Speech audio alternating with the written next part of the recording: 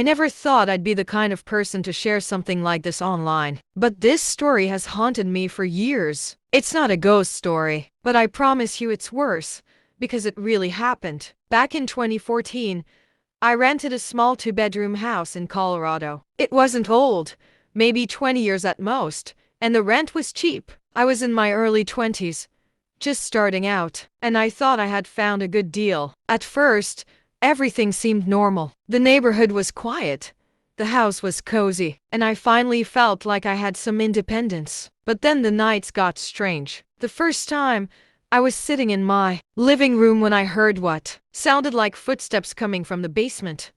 I froze. I lived alone, and I had never even gone down there except once when I moved in. Telling myself it was probably the house creaking, I brushed it off. A few days later, I noticed things weren't where I had left them. My keys would end up on the kitchen counter when I swore. I left them on the coffee table. A cereal box I had left open was sealed shut the next morning. It was subtle, but enough to make me second-guess myself. Then came the smell, a faint, damp, almost sour smell that seemed to drift up from the basement door. I told my landlord, but he brushed it off and said basements always smell musty. One night, I woke up at around a.m. to the sound of whispering. My bedroom was directly above the basement. I lay there, completely frozen, as the sound of low voices drifted up through the floor. It wasn't the TV.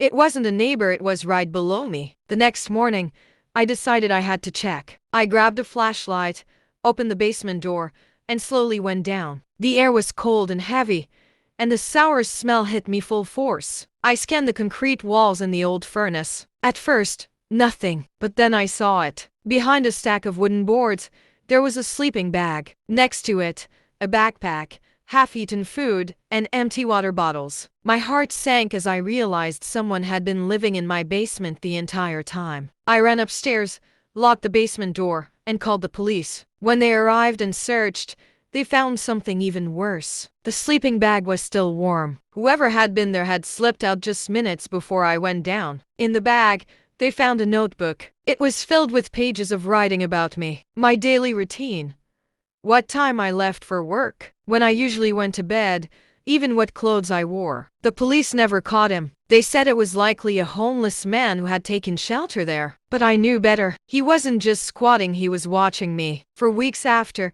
I couldn't sleep. Every creak, every shadow felt like he was still there. I moved out as soon as I could, but the damage was done. To this day, I still wake up at a.m., convinced I can hear whispering coming from the floorboards. And the worst part, sometimes I do.